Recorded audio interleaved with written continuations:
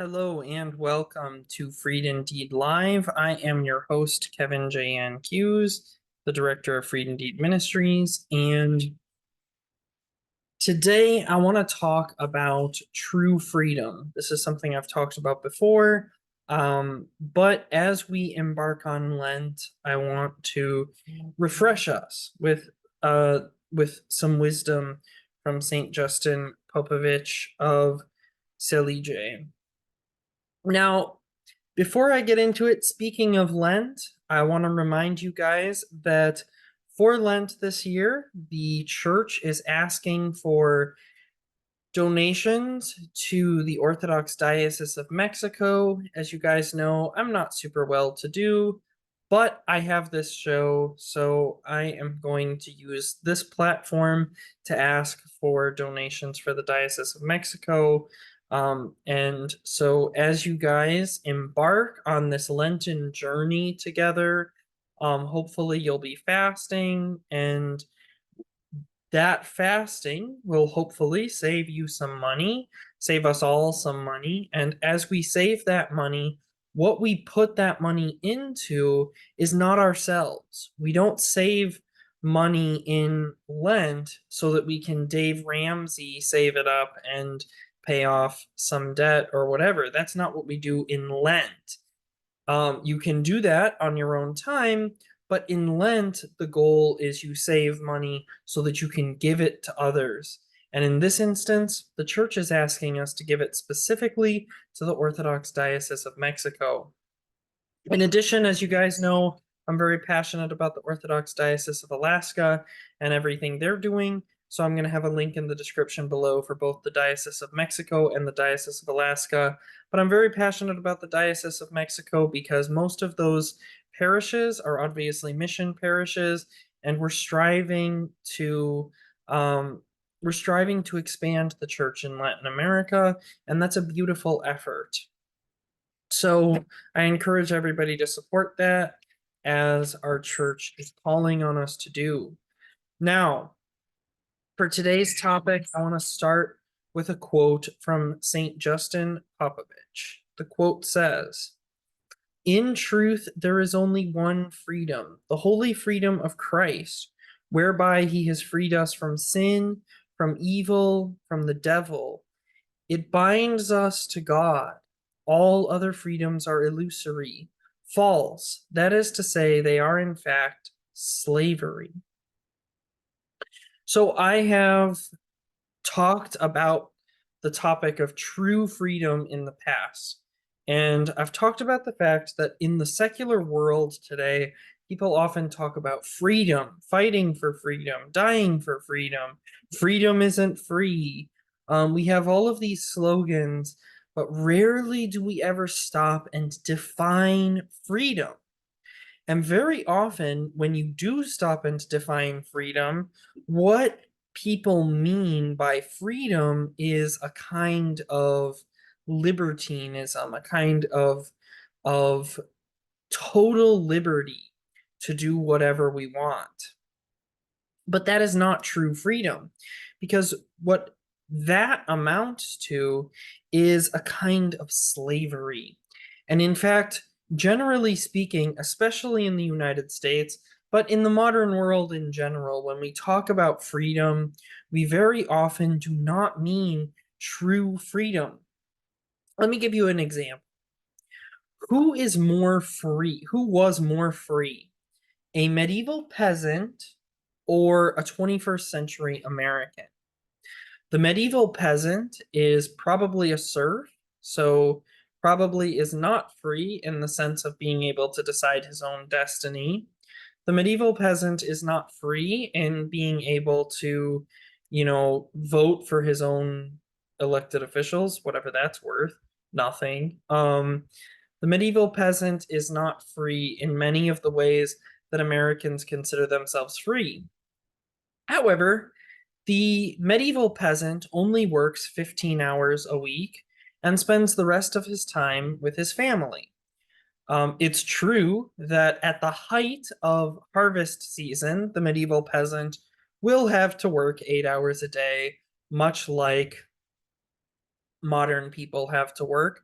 but only at the height of harvest season. The rest of the year, he works relatively very little. In fact, in the midst of winter, he works closer to 3 to 4 hours a week.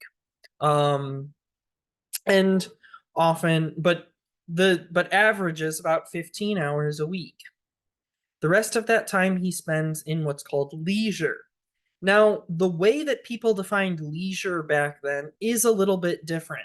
Leisure could be study, leisure could be time with your family, leisure could be all kinds of things.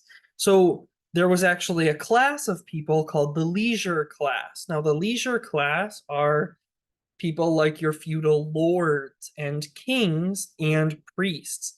And the reason they're called the leisure class is because they are to devote their lives to a higher calling. So, for a priest or theologian, that higher calling that he's devoting his life to is the study of the truths of God. Study being a form of leisure, he's considered part of the leisure class.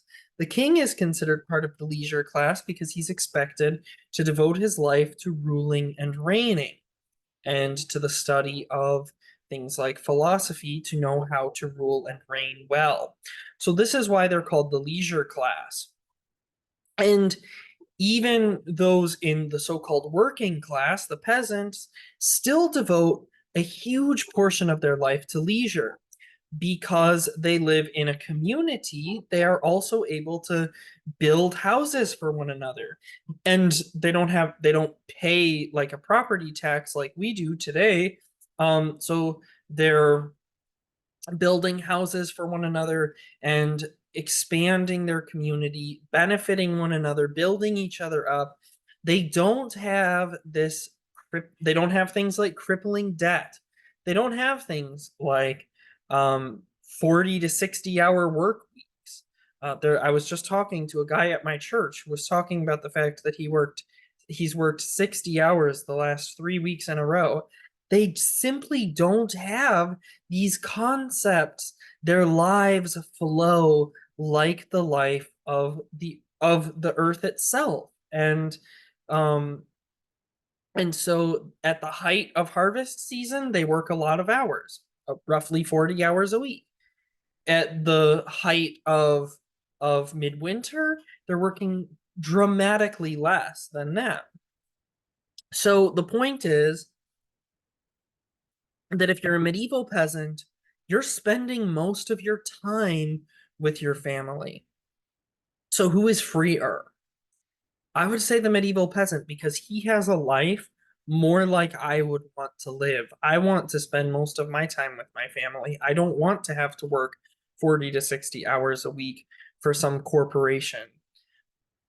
I have no desire for that. I want to be with my family.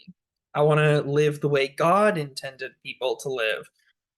God didn't create us to work 40 to 60 hours a week. God didn't create us to work in factories. God didn't create us to work in offices and work for corporate entities. That's not how God created us.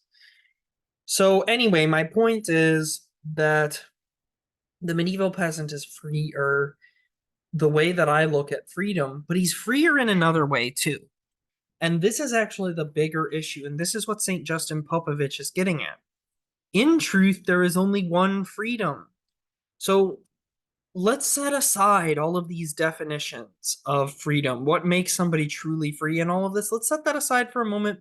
Justin reminds us that there's only one true freedom, and that is the holy freedom of Christ, whereby he freed us from sin, from evil, and from the devil. So, what is true freedom? True freedom is not freedom to sin. True freedom is not on display when people have pride parades out in Portland. True freedom is not on display when people have these huge corporations and oppress the poor. That's not true freedom.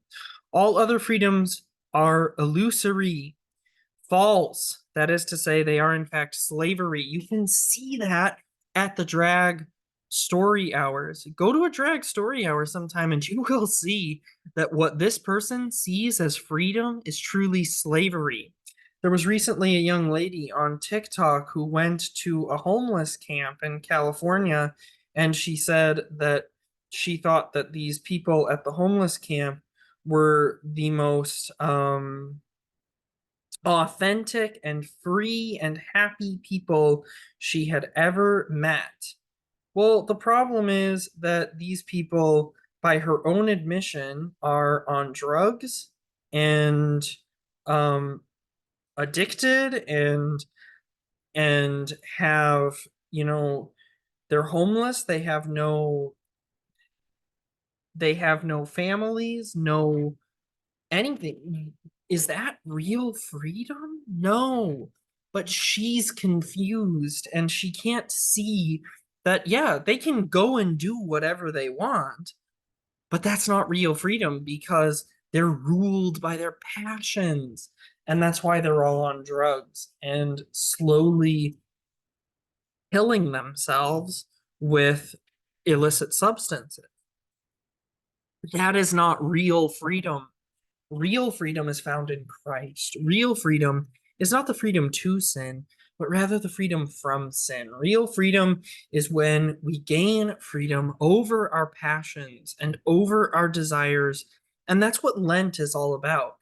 The difficult season of Lent is all about Christ holding out the offer that we can receive in Him true freedom, freedom from our passions.